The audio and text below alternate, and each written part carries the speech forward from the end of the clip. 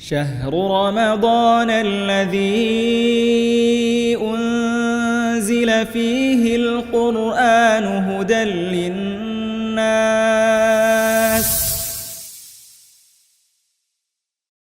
Assalamualaikum warahmatullahi wabarakatuh. Alhamdulillah wassalatu wassalamu ala rasulillah ma ba'du. Bagaimana kabarnya rekan-rekan sekalian? Kembali lagi bersama kami di serial Ramadan, serial yang membahas seputar tema Ramadan yang insya Allah akan hadir setiap hari di bulan Ramadan, hanya ada di channel YouTube Surabaya Mengaji. Kali ini kita bersama guru kita Ustadz Muhammad Syahputra Hafizahullah Ta'ala. Assalamualaikum Ustadz. Waalaikumsalam warahmatullahi wabarakatuh. Bagaimana kabarnya Ustadz? Alhamdulillah baik. Kembali lagi bersama kami dengan wajah yang baru ya Ustadz. Kali ini kita membahas tentang doa Ustadz. Nah, dalam bulan Ramadan ini kita dianjurkan untuk memperbanyak amalan-amalan ya Ustadz. Seperti ibadah-ibadah yang dianjurkan dalam bulan Ramadan. Nah, itu apakah ada anjuran untuk memperbanyak doa dalam Ramadan Ustadz? Silakan Ustadz. Iya, bismillah, salatu wassalamu ala rasulillah ma ba'd.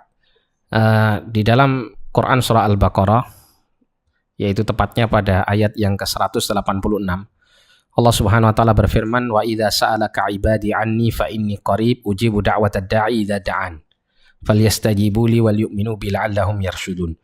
Allah Subhanahu wa taala berfirman, ya, dan ketika hamba-hambaku bertanya kepadamu wahai Muhammad sallallahu alaihi wasallam tentang diriku, maka fa inni qarib, kata Allah, sungguhnya aku ini dekat. Ujibu da'watad da'i idza da'an, aku ini mengabulkan permohonan orang yang berdoa kepadaku. Falyastajibu li wal yu'minu bi la'allahum yarshudun. Maka hendaklah mereka itu memenuhi segala perintahku dan hendaklah mereka beriman kepadaku agar mereka senantiasa mendapat petunjuk. Jadi di dalam ayat ini, Quran surah Al-Baqarah 186, Allah Subhanahu wa taala itu membicarakan tentang kaitannya dengan berdoa. Dan ayat ini tepat berada di sela-sela ayat-ayat yang berkaitan dengan Ramadan. Nah, sehingga para ulama sebagian mereka mengatakan ini mengisyaratkan kepada kita bahwasanya berdoa di bulan Ramadan itu adalah salah satu ibadah yang sangat dianjurkan. Bahkan sebagian ulama itu sampai memberikan nama ya untuk bulan Ramadan itu diantaranya dengan nama syahrud du'a, bulannya berdoa. Nah, sehingga orang kalau berada di bulan Ramadan sebisa mungkin untuk dia memperbanyak berdoa memohon kepada Allah. Nah, kemudian mungkin ada pertanyaan mungkin ya yang terpikir dalam pikiran kita itu, kalau memang bulan Ramadan itu adalah merupakan bulan untuk berdoa, maka ya kapan saja kita dianjurkan untuk berdoa, kan itu ya. Sebetulnya secara umum ada waktu-waktu yang kalau kita berdoa di waktu-waktu tersebut itu kita akan mendapat keterkabulan dari Allah Subhanahu wa taala. Ya, seperti sepertiga malam yang terakhir ya, pada saat waktu sahur, itu kita berdoa kepada Allah, yaitu baik di bulan Ramadan maupun di luar bulan Ramadan, termasuk waktu yang mustajab. Termasuk juga kita berdoa di antara waktu antara azan dan iqamah. Nah, namun ada di dalam bulan Ramadan itu waktu-waktu yang sifatnya khusus. Yang mana ini hanya ya kita bisa peroleh dari bulan Ramadan saja, ya, atau ya di hari yang lain juga bisa kita dapatkan ketika seseorang berpuasa, nah gitu ya. Jadi intinya berkenaan dengan puasa. Jadi Nabi SAW itu pernah mengatakan ya, ada dua keadaan ya, ada dua keadaan ketika orang itu berpuasa dan doa mereka mesti dikabulkan oleh Allah SWT. Nabi mengatakan salasatun la turaddu da'watuhum. Ada 3 golongan manusia yang doanya itu pasti dikabulkan oleh Allah, tidak pernah ditolak oleh Allah. Salah satunya Nabi mengatakan as-saimu hatta yuftira. Orang yang berpuasa sampai dia berbuka. Nah, maksud dari hadis ini menunjukkan bahwa orang itu ketika dia berpuasa sampai waktu dia berbuka, itu keadaannya jika dia berdoa maka Allah pasti kabulkan doanya.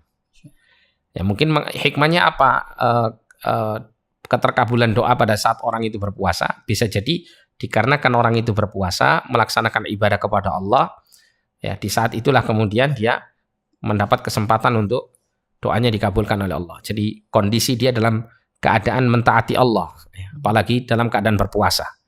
Mentaati Allah dalam hal berpuasa ini kan sesuatu yang berat. Nah, sehingga salah satu penghargaan untuk seorang hamba yang taat kepada Allah dalam perkara yang berat seperti ini, maka salah satunya diantaranya adalah ya dikabulkannya doa ketika dia berdoa di saat dia berpuasa tersebut.